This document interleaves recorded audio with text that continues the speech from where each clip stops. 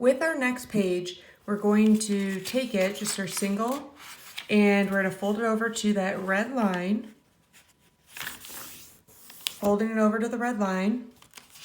And so I've got kind of a folded page. And then you can use a ruler or you can not, it doesn't really matter.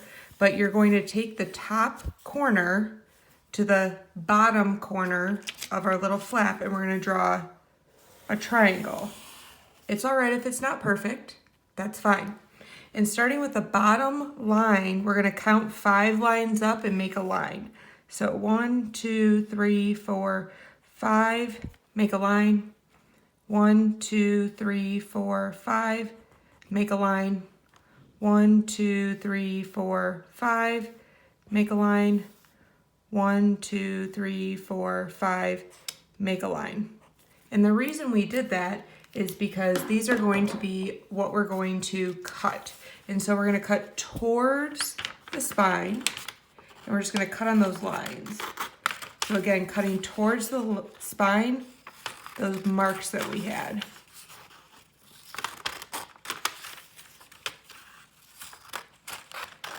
So with this foldable, we've got our little flaps, and we're going to be writing different things on it. So if we're talking about the smallest part of something, or the smallest unit, that would be what's called an organism or an individual. So I'm going to write organism / individual. And that would be just one of something. And let's just keep things simple. We'll just say it's one fish. So, yay, Mr. Fish. And so when we're talking about an organism or an individual, we're going to flip open our flap and we're just going to write one living thing.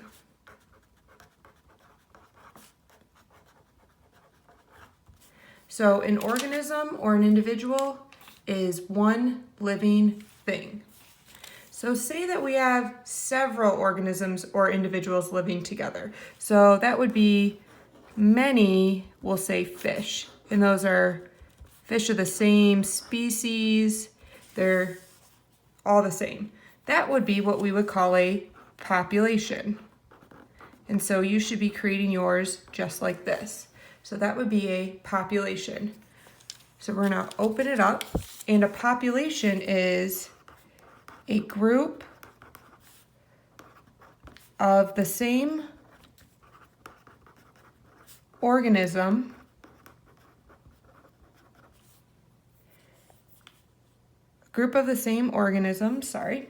living in the same area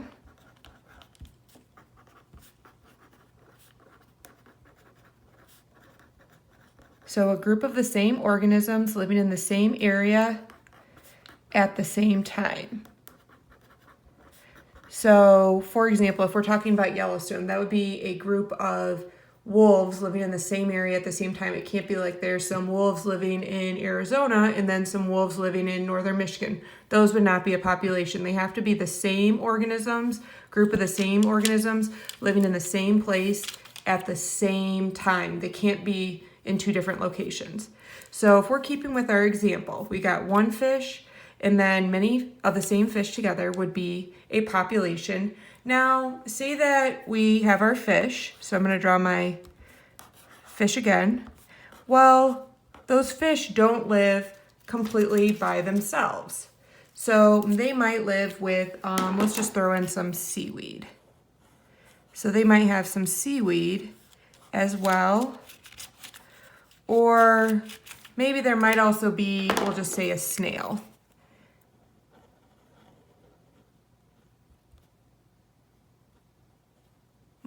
Well, you guys get the idea.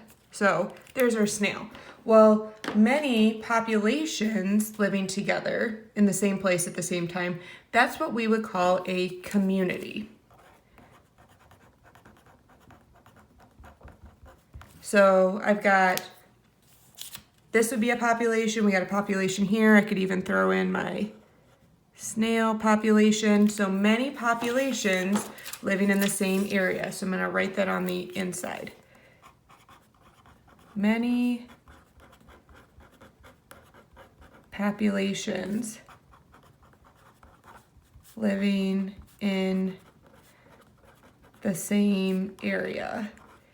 And keep in mind that's at the same time. So it's not like there's some geese living in Michigan and then there's also some frogs living in Arizona. No, they're in the same area at the same time. So each one is starting to get a little bit bigger. Well, all right, so we have many populations living together, but then the populations living together, called a community, they don't just live by themselves. We need to throw in the biotic and abiotic. So I'm gonna use some water, and we still have our same organisms. So we've got our fish,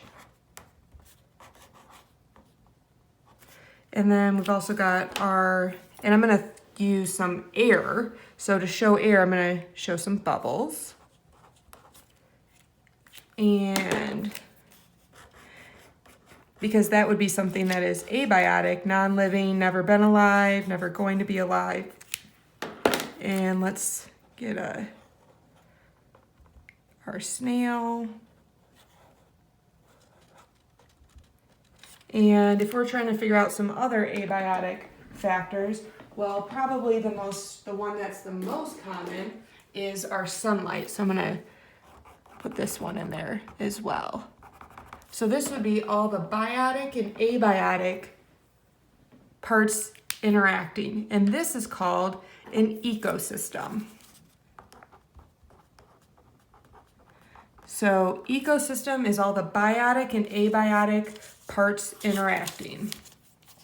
So all the biotic and abiotic parts interacting. So when we say interacting, that would be like the plants using the sunlight to make their own food through photosynthesis. That would be biotic, abiotic. Maybe the snails eat the seaweed. That would be biotic, biotic, but it's all the biotic and abiotic interacting. Well, some of you might go, well, I know there's lots of ecosystems, so what's the next one up? Well, this is what we get into. It's called the biosphere. And we know that bio means life. So if we're talking about bio, we know means life. And sphere is like a circle or a ball. So biosphere is parts of the earth where life exists. And so we're just going to draw a world as best as you can. And we'll say Lake Michigan. You get the idea. So this is just my really rough, not super focused, but this is my globe. And so a biosphere is just the parts of the earth where life exists. And when we're saying parts of the earth where life exists, that could be in the ocean, it could be on land. So it's starting to get bigger. And some of you might be going, well, how on earth am I going to keep all of these straight? Well, one of the things that I like to do is try to come up with something to help me remember it. Some of you might know of Roy G. Biv. That's a way to remember the colors of the rainbow, like royal, orange, yellow, indigo. You get the idea. So trying to remember things in order. So let's just say if we've got O, P, C, E, B. And then B would be biosphere, E, ecosystem, C, community, P, population, O for organisms. You get the idea.